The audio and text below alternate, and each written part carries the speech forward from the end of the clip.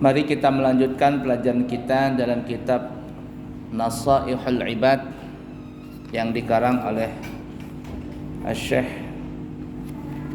Muhammad Nawawi Al-Bantani, yang mana kitab Nasaihul Ibad ini adalah syarah daripada kitab Al-Munabbihat 'alal Isti'dad Liyaumil Ma'ad, karangan daripada Al-Imam Ahmad bin Ali bin Muhammad bin Muhammad bin Ali bin Ahmad Syihabuddin Abu Fadl Al-Kinani Al-Misri Al-Asqalani, yang lebih terkenal dengan nama Al-Imam Ibn Hajar Al-Asqalani.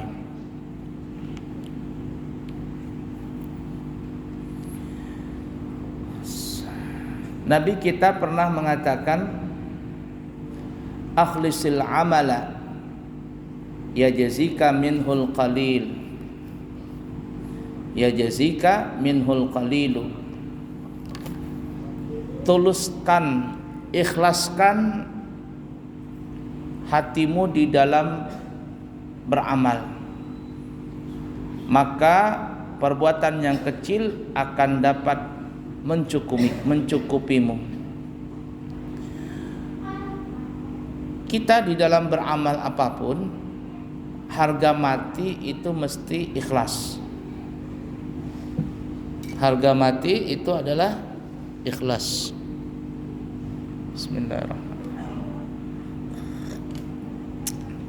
Itu tidak bisa ditawar-tawar lagi, karena ikhlas ini adalah salah satu syarat penentu diterimanya amal di hadapan Allah Ta'ala. Sebenarnya ada dua sih ya syarat diterimanya amal itu. Dan diterima amal ini ada dua pandangan. Yang pertama dari pandangan syariat, dan yang kedua dari pandangan Allah Ta'ala. Adapun pandangan syariat itu mesti kita sesuai dengan apa yang diajarkan oleh Nabi. Kita salat, kita puasa, kita zakat, kita haji, semua amal ibadah tadi mesti sesuai dengan apa yang diajarkan oleh Nabi. Kalau tidak sesuai diajarkan, tidak sesuai dengan apa yang diajarkan oleh Nabi kita Muhammadun sallallahu alaihi wasallam, maka ibadah itu tertolak dalam pandangan syariat. Yang kedua, lebih tinggi lagi. Kalau mungkin syariat diterima, artinya dalam pandangan syariat para ulama mengatakan ibadahnya itu sah karena sesuai dengan syariat, sesuai dengan apa yang diajarkan oleh Nabi kita Muhammad SAW. Tetapi ibadah itu belum tentu diterima oleh Allah. Maka mesti ditambah syarat yang kedua adalah ikhlas. Ikhlas ini lawanan daripada syirik. Ya. Jadi kalau ikhlas hanya kepada Allah, kalau tidak ikhlas berarti sudah namanya syirik. Dan syirik ini ada dua. Ada syirik khafi, ada syirik jali. Syirik khafi itu syirik yang tidak kelihatan, yang kita beramal tapi kepingin pamer, kepingin dipuji oleh manusia, kepingin dihormatin, maka ini disebut namanya syirik khafi. Dan yang kedua syirik jali. Syirik jali ini jelas-jelas menyembah berhala, menyembah patung, menyembah pohon-pohonan dan sebagainya. Maka ini disebut namanya syirik jali. Nah, kita kembali. Jadi kalau sesuai dengan syariat itu adalah supaya diterima dalam pandangan syariat. Tapi naik yang kedua, pandangan Allah Ta'ala, supaya diterima oleh Allah adalah kita mesti ikhlas. Berapa banyak orang beribadah sesuai dengan syariat, tidak ada masalah dengan syariat, tetapi dia tidak ikhlas di dalam beramal. Maka yang seperti ini di hadapan Allah Subhanahu wa Ta'ala tidak ada nilainya.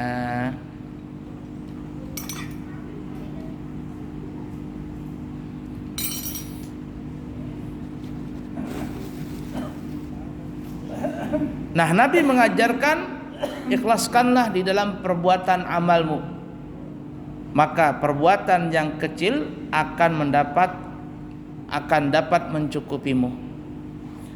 Jadi walaupun kecil itu sangat bernilai di hadapan Allah Ta'ala.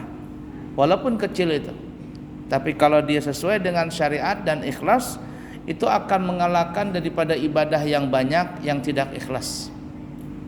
Karena kunci dari semua ibadah diterima atau tidaknya adalah ikhlas.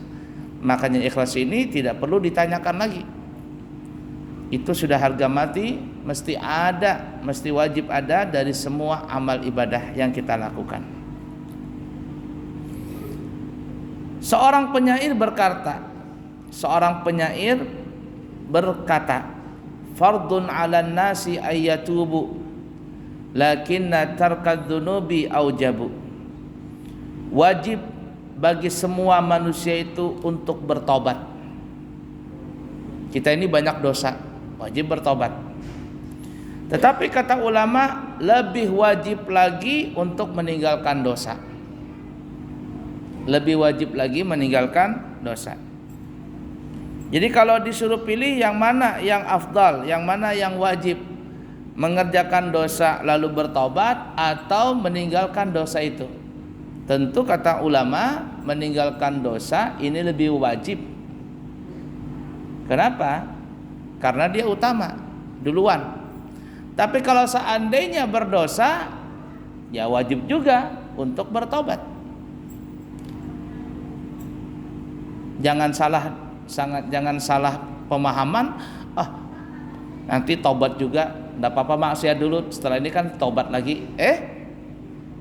Tidak seperti itu. Kalau dia seperti itu berpikirnya, nanti tidak ada rasa malu untuk berbuat dosa, tidak ada rasa takut untuk berbuat dosa. Karena kenapa? Karena nanti tobat juga katanya.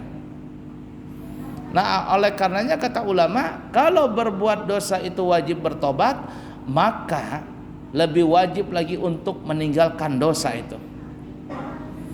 Tetapi karena kita manusia gampang berbuat salah, maka dianjurkan untuk bertobat. Bukan dianjurkan lagi, tapi wajib. Dosa yang kita lakukan itu secara garis besar kaitannya terbagi dua. Ada dosa yang berkaitan kepada Allah Ta'ala, dan ada dosa yang berkaitan kepada makhluk Allah Ta'ala.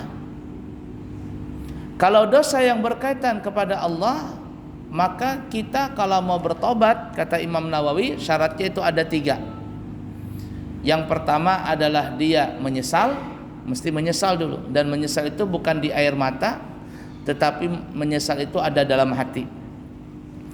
Kemudian yang kedua adalah dia berhenti daripada perbuatan maksiat itu. Menyesal dan langsung berhenti. Kalau ada orang menyesal tapi tidak berhenti untuk bertobat, itu penyesalan cuman di mata saja. Ibarat kata seperti biar orang tobat sambal. Sudah tahu pedesnya, tapi dicolek terus, nggak berhenti selesai makan itu. Tahu pedes tapi tetap disantap terus itu sambal. Maka kalau orang yang ingin bertobat, berhentilah. Kemudian yang ketiga syaratnya, berjanji tidak akan mengulangi lagi. Selama-lamanya tidak akan mengulangi lagi. Ibarat kata lagunya Rhoma Irama zaman dulu, cukup satu kali kehilangan tongkat, cukup satu kali. Nah, artinya jangan kedua kali kehilangan tongkat itu. Jangan sampai kedua kali berbuat dosa, sekali aja cukup. Tapi kalau seandainya dia menyesal, dia berhenti, tapi ada niat ingin kembali untuk melakukan perbuatan dosa itu, dia tidak bisa melakukannya karena tidak ada kesempatan. Seperti dia di penjara, melakukan kesalahan kriminal, disidang di depan hakim, menangis dia. Hakim melihat dia menangis, hakim melihat dengan zahirnya bahwa orang ini menyesal, maka diberikanlah hukuman yang mungkin ada keringanan di dalam hukuman karena orang ini ada rasa penyesalan. Mungkin yang tadinya umpama 10 tahun karena dia perasaan ada menyesal, dilihat itu dari tanda matanya yang meneteskan air mata, ya kata hakim sudahlah 13 tahun saja. Di dalam penjara dia tidak bisa melakukan perbuatan maksiat yang pernah dia lakukan. Kenapa? Karena tidak ada kesempatan. Tapi dalam hatinya, nanti kalau keluar dari penjara katanya dia akan melakukan maksiat yang pernah dia lakukan itu. Apa yang terjadi? Walaupun dia nangis air mata, walaupun dia di penjara berpuluh-puluh atau ratusan tahun, tapi kalau ada niat ingin kembali melakukan dosa itu, maka semua taubatnya itu dianggap tidak sah. Jadi 3 syarat ini mesti ada: menyesal di dalam hati, berhenti dari perbuatan dosa itu, dan berjanji tidak akan mengulangi lagi.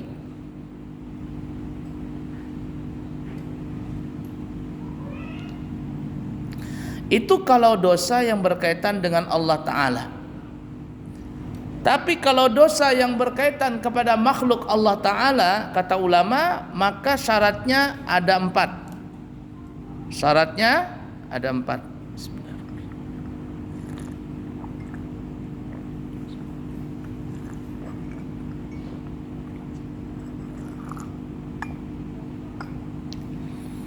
Tiga syarat pertama tadi itu sama: menyesal, berhenti, tidak mengulangi lagi.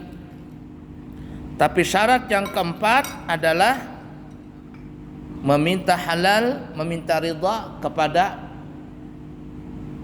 makhluk, terutama manusia yang pernah dia zalimi. Ini repotnya kita kalau sama manusia berbuat dosa. Allah Subhanahu wa taala tidak akan membuka pintu maafnya kecuali orang yang pernah kita zalimi itu memberikan maaf kepada kita. Cukuplah kita berbuat dosa kepada Allah Ta'ala, jangan lagi ditambah berbuat dosa kepada makhluk Allah Ta'ala, mencuri, menggosip, memfitnah, apalagi mengurangi timbangan, takaran, ukuran. Cukup sudah, jangan lagi ditambah-tambah dosa yang kepada manusia. Capek dan susah untuk bertobatnya. Dan kata ulama, kalau seandainya berkaitan dengan harta benda nih, maka ditambah lagi syarat yang kelima. Apa itu? Yaitu mengembalikan harta yang kita ambil secara zalim. Kalau cuma minta maaf saja, diberikan maaf sama orang yang kita zalimi, tapi katanya saya punya harta kau ambil, saya minta kembalikan tuh harta. Apa yang terjadi? Wajib kita kembalikan. Kalau kita tidak mengembalikan harta yang pernah kita ambil secara zalim, maka di akhirat kita tidak bisa lepas daripada pengadilan Allah. Jadi hati-hati kalau yang berkaitan dengan makhluk Allah Ta'ala. Sehingga ada ulama ya, ulama itu terkadang dia nggak mau ikut bergaul dengan manusia. Dia nggak mau terlalu banyak bergaul dengan manusia. Dia lebih senang tinggal di rumahnya, kalaupun keluar seadanya saja. Kalau memang dia berjualan dan sebagainya, berjualan sekedarnya saja, habis itu dia kembali. Kenapa? Karena takut berbuat kezaliman kepada makhluk Allah Ta'ala. Jadi kita kembali bertobat, itu hukumnya wajib. Tapi menghindari daripada perbuatan dosa itu lebih wajib lagi. Kemudian kata penyair yang kedua, wasabru fin naibati sa'bun lakinna fautas thawabi as'abu. Sabar dalam tertimpa bencana itu amatlah berat, tetapi terlewatkan dari pahala itu lebih berat lagi. Sabar itu amatlah berat. Dan sabar ini tidak ada batasnya. Kalau ada yang mengatakan sabar itu ada batasnya, oh tidak, sabar itu tidak ada batasnya. Dan janji Allah dalam Al-Quran, la yukallifullahu nafsan illa wus'aha. Allah tidak pernah akan memberikan beban kepada seseorang kecuali semampunya saja. Jadi ketika Allah memberikan cobaan kepada kita, Allah tahu bahwa kualitas kita itu cuma segitu, maka Allah berikan cobaan kepada kita. Dan dituntutlah bagi kita untuk bersabar. Sampai kapan? Sampai Allah membuka untuk kita jalan keluar. Sampai Allah membukakan pintu buat kita untuk keluar dari segala cobaan itu. Kemudian para ulama mengatakan sabar ini mesti kita lakukan di dalam 3 hal. Yang pertama, bersabar pada saat mengerjakan perintah Allah. Salat, puasa, zakat, dan ibadah yang lainnya, baik yang sunnah apalagi yang wajib, itu semua perintah Allah. Hanya orang-orang yang sabar yang diberikan kemampuan untuk melakukan ibadah itu. Berapa banyak orang yang gagal dan tidak mau melakukan itu karena dia tidak sabar pada saat mengerjakan perintah Allah. Ada orang jogging pagi-pagi, bahkan terkadang malam pun dia juga jogging. 1 kilo, 2 kilo, 4 kilo, 5 kilometer dia bisa jogging lari-lari. Tapi rumahnya dekat masjid, dia tidak mampu ke masjid. Ada orang bisa naik ke atas gunung, ke atas bukit sampai ribuan meter dari permukaan laut. Ditempuh berapa jam, kadang bisa sampai sehari, 2 hari, 3 hari sampai ke bukit sana. Mampu dia melakukan itu. Tapi yang anehnya, dia tidak mampu untuk datang ke masjid, dia tidak mampu untuk duduk di majelis taklim. Ada orang mampu berjam-jam nonton di depan TV, ada orang mampu berjam-jam nonton dan memainkan PlayStation, ada orang mampu berjam-jam nonton bola di stadion. Tapi berapa banyak yang mampu untuk bisa hadir di majelis taklim? Setengah jam atau mungkin 3/4 jam antara maghrib dengan isya, berapa banyak yang tidak mampu? Oleh karena itu kata ulama, sabar itu kita dituntut di dalam 3 hal. Yang pertama tadi adalah sabar pada saat kita melaksanakan perintah Allah.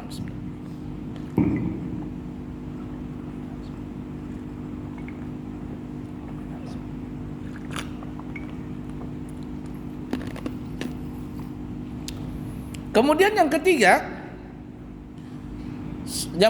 yang kedua, sabar pada saat meninggalkan larangan Allah, baik yang makruh ataupun yang wajib. Terus terang, kita ini gampang mengatakan tidak boleh korupsi, haram, tidak boleh zina, haram, tidak boleh nipu, haram, apalagi tidak boleh KKN, haram. Gampang kita bilang seperti itu. Kenapa? Karena kita nggak ada tantangan. Karena kita nggak ada tantangan.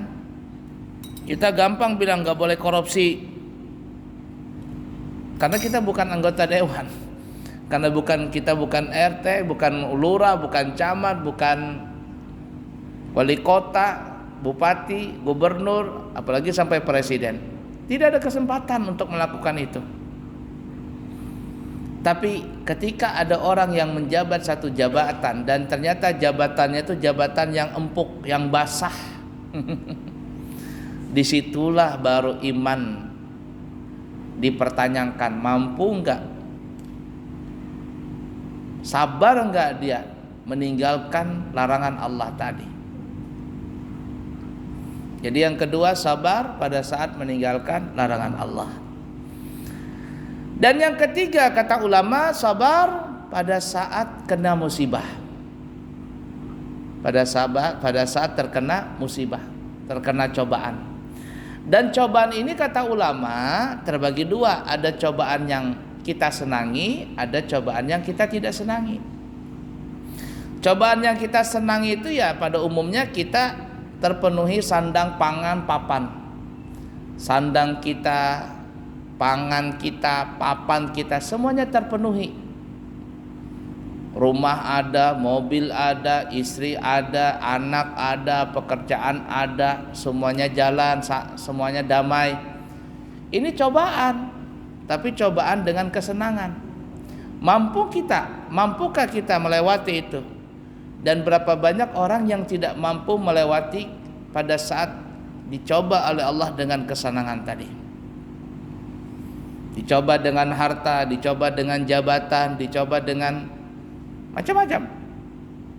Dan banyak sekali orang yang gagal pada saat dicoba oleh Allah dengan kesenangan dan kenikmatan itu. Cuman rasa-rasanya nggak pernah sih, hampir nggak ada ya orang mengatakan, oh saya lagi dicoba sama Allah. Dicoba apa? Saya dapat musibah. Musibah apa? Musibah banyak duit. Nggak pernah bilang. Nggak pernah bilang seperti itu. Yang ada alhamdulillah saya mendapatkan rezeki. Alhamdulillah saya naik jabatan. Tapi bagi ulama-ulama yang mengerti, ketika mereka dapat jabatan, mereka tidak baca alhamdulillah, tapi mereka mengatakan inna lillahi wa inna ilaihi rajiun. Kenapa? Karena ini nanti dipertanggungjawabkan di hadapan Allah Ta'ala. Kemudian yang kedua, cobaan yang tidak kita senangi. Kekurangan sandang, pangan, papan, sakit-sakitan, inilah itu dan seterusnya. Dan hampir semuanya kita pernah merasakan itu. Sabar gak kita pada saat terkena musibah? Tapi terus terang banyak orang yang sabar pada saat dicoba dengan kemiskinan. Banyak orang yang sabar pada saat dicoba dengan kemelaratan. Tapi juga tidak sedikit orang yang tidak sabar dengan kemiskinan, akhirnya dia mencuri, dia merampok, bahkan dia terkadang gak tahan lagi dengan cobaan itu, maka dia bisa sampai bunuh diri. Na'udzubillahi min dzalik. Oleh karenanya penyair tadi mengatakan wasabru finna ibati sa'bun. Sabar pada saat mendapatkan bencana, mendapatkan ujian itu memang berat, pahit, capek. Tapi kata mereka, kata penyair, lakinna fautas thawabi as'abu. Tapi kalau terlewatkan dari pahala itu lebih berat lagi. Jadi sebenarnya kalau kita kehilangan satu momen untuk mencari pahala, untuk mendapatkan pahala, itu kita tidak kerjakan, itu sebenarnya berat, rugi kita. Bukan rugi di dunia, tapi nanti ketika ditampaikan kita punya amalan di akhirat, baru kita merasa rugi itu. Aduh, kenapa saya tidak sedekah? Kalau saya tahu pahala sedekah itu begini besarnya, mungkin saya akan bersedekah. Aduh, nanti di akhirat, kenapa saya tidak sholat? Kalau saya tahu begini besarnya pahala, saya akan sholat. Kalau saya tahu begitu besarnya pahala puasa, saya puasa. Kalau saya tahu besarnya pahala berhaji berumrah, saya akan berhaji berumrah. Tapi kalau sudah terlepas ya selesai. Dan penyesalan itu akan ada nanti di akhirat.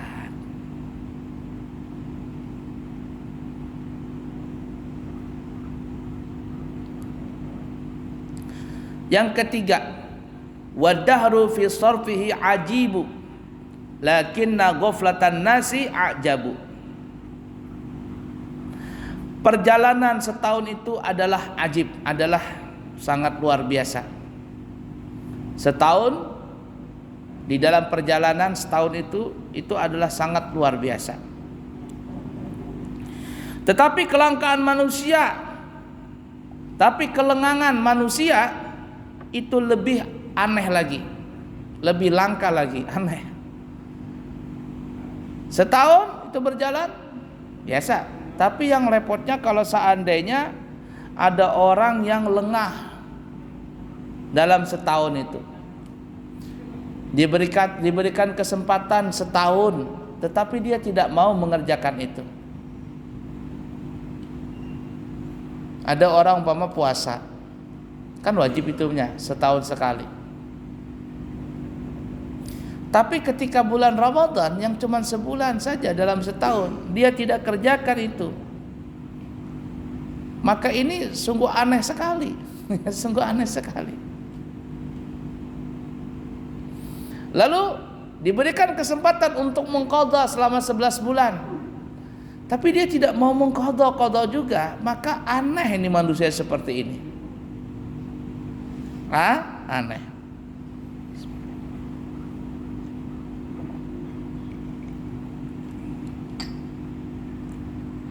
Terakhir, seorang penyair berkata, nasihat buat kita semuanya, wa kullu ma qad yaji qarib, lakinnal mauta min dzaka aqrabu.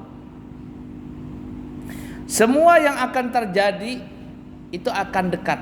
Semua yang akan terjadi itu amatlah dekat. Tapi ketahuilah, ajal itu lebih dekat kepada kita. Pilpres, pilgub, apalagi pemilihan partai tahun depan. Bagi orang-orang partai, bagi para pencalon-calon, itu amatlah dekat sekali. Tapi bagi kita yang tidak menggubris dengan masalah politik, santai-santai aja. Kita tidak memikirkan itu. Tapi bagi para orang-orang politik itu sangatlah dekat. Mereka dari sekarang sudah berusaha mencari simpati kepada masyarakat. Luar biasa itu, dengan berbagai cara. Kenapa? Karena apapun yang akan datang itu dekat.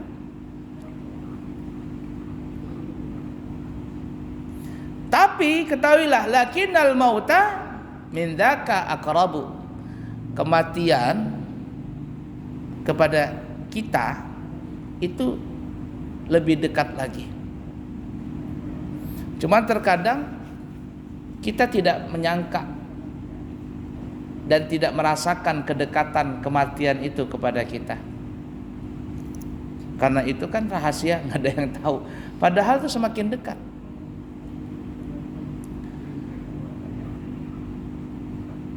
Kita tiap tahun nambah umur. Dinyanyikan lagu panjang umurnya, panjang umurnya, panjang umurnya serta mulia.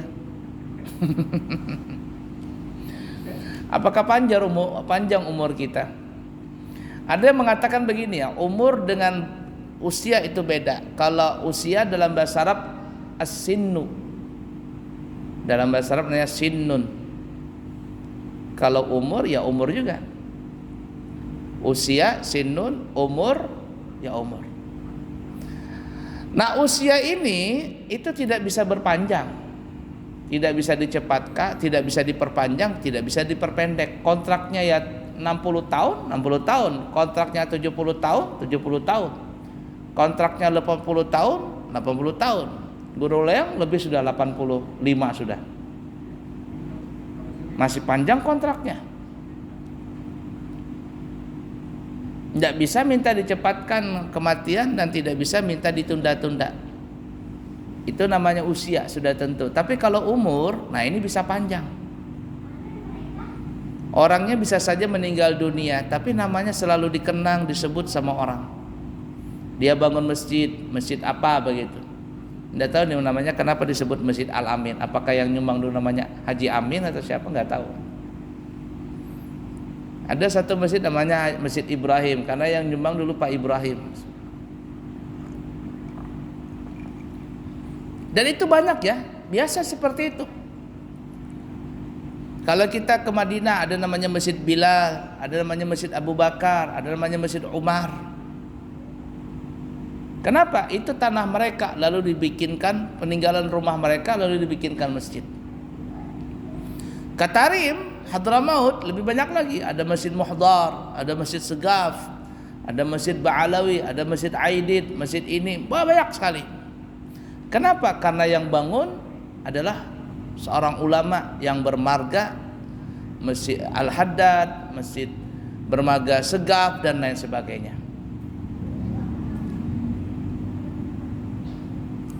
Tidak sampai di situ, terkadang jalanan itu dikasih nama dengan nama orang itu. Kita di Balikpapan ada Jalan Jenderal Ahmad Yani, ada Jalan Jenderal Sudirman, ada jalan apa lagi? Gatot Subroto, ada jalan apa lagi? Jalan apa? Di sini ada jalan apa? Jalan Adil Makmur, bukan ngaran orang itu. Jalan Ahmad Yani, Soekarno Hatta. Kenapa seperti itu? Karena mengenang jasa mereka. Nah, itu yang dikatakan tadi, usia boleh tutup tapi umur tidak pernah nutup. Sehingga tidak salah juga sih kalau ada orang yang menyanyikan panjang umurnya serta mulia.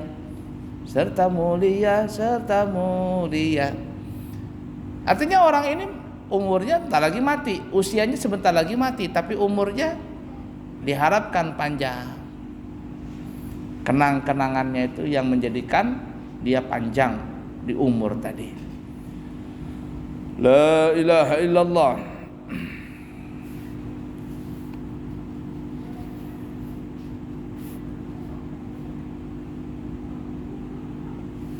Baik. 9 menit lagi. Ada pertanyaan? Ya. Waalaikumsalam warahmatullahi wabarakatuh. Kalau bisa berbicara tentang naskah Nabi Sallallahu itu mengenai keikhlasan. Lalu bagaimana gambaran tentang keikhlasan antara kita dengan Khalik tadi, dengan kita tadi untuk dapatin keikhlasan tadi. Lalu bagaimana tanda-tanda keikhlasan kita tadi? Kalau secara materi mungkin kita bisa berbicara saya kasih kamu ikhlas. Nah ini tapi tentang metafisika ini sulit. Jadi bagaimana untuk mendeteksi kita ikhlas kita antara manusia dan Khalik tadi?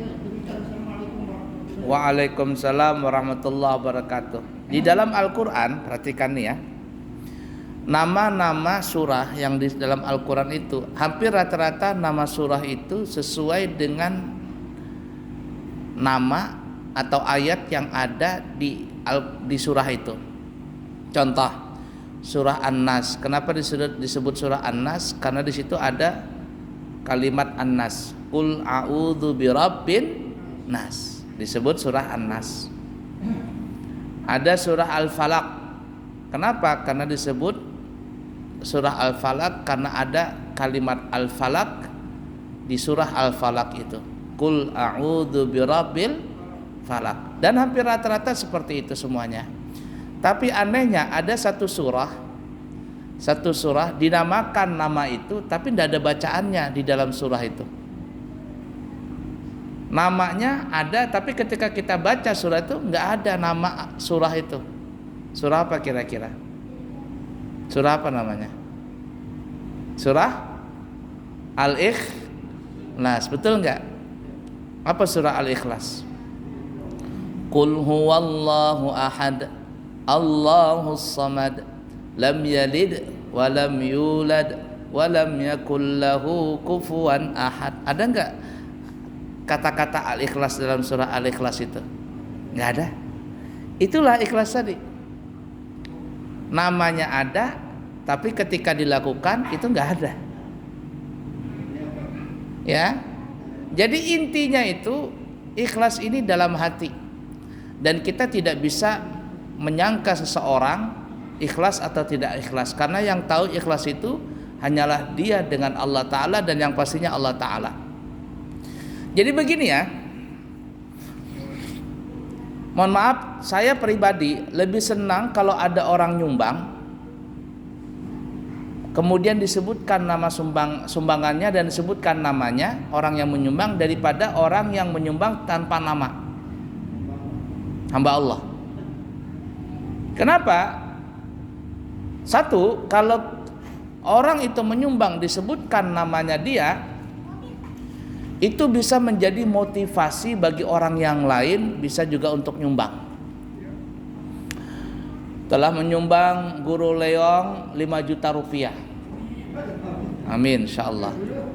5 juta. Ada orang kaya, guru leong tuh kerjanya apa? Cuman di masjid aja 5 juta. Saya jualan toko berapa biji, berapa buah, masa kalah sama guru leong? Panas dia. Akhirnya orang kaya ini nyumbang 10 juta. Gara-gara guru leong. Maka guru leong ini memotivasi kepada orang lain untuk berbuat baik. Apakah ikhlas guru leong? Hanya Allah dan beliau yang tahu. Satu. Yang kedua, kenapa saya lebih senang disebutkan nama orang yang menyumbang daripada yang hamba Allah tadi?